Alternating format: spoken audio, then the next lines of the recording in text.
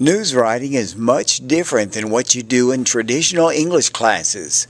I'm Jim Becka, a longtime journalist and journalism teacher for college and high school. After you watch the video, look for the link on this site and take the quiz. My journalism professors always taught me to get to the point with as few words as possible.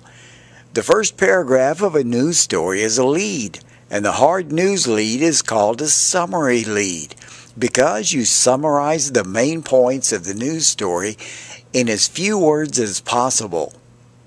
Who is the story about? What is the story about? When did the news event happen? Why did it happen? And how did it happen? It's called the 5 W's and H. If you take a little bit of time to identify the 5 W's and H, writing the summary lead is very easy.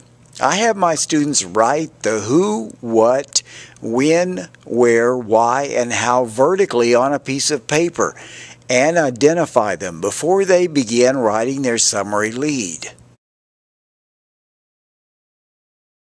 Many journalism textbooks say the first paragraph should be 25 words or less, but that's a little hard to write. I tell my students 30 words or less is fine.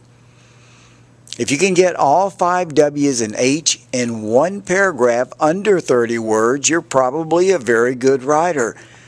But an easier way to do it is to put the most important facts associated with the 5 W's and H in the first short paragraph and then the rest in the second short paragraph.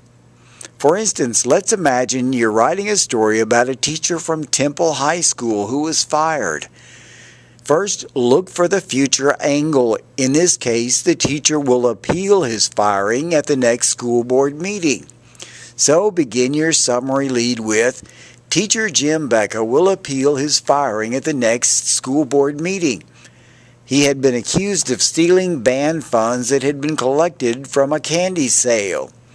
The who is Teacher Jim Becka. What, and of course this is the future angle, will appeal his firing. When, at the next school board meeting. Where, the school board. Why, fired. And how he was accused of theft of funds. Count the words.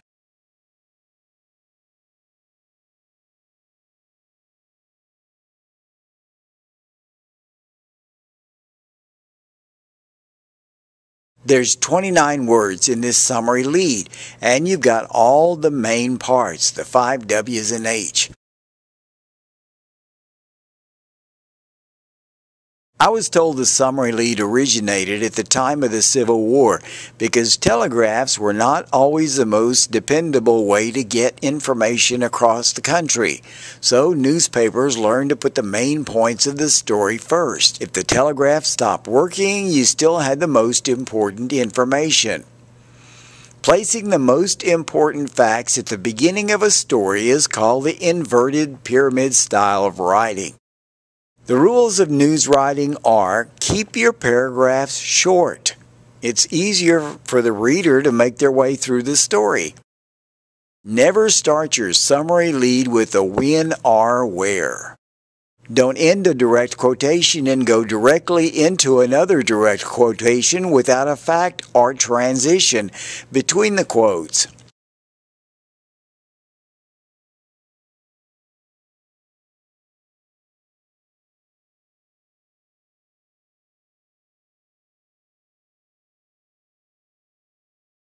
It's best to put a direct quotation in a paragraph by itself. The attribution for the paragraph or person being quoted should be name said.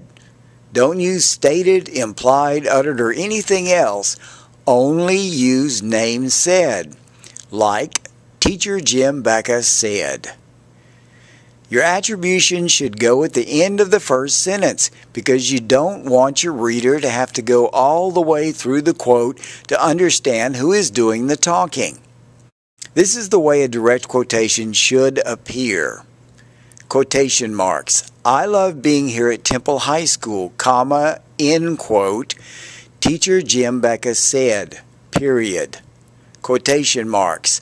The school has great students and everyone makes it a great place to be. Period. End quote.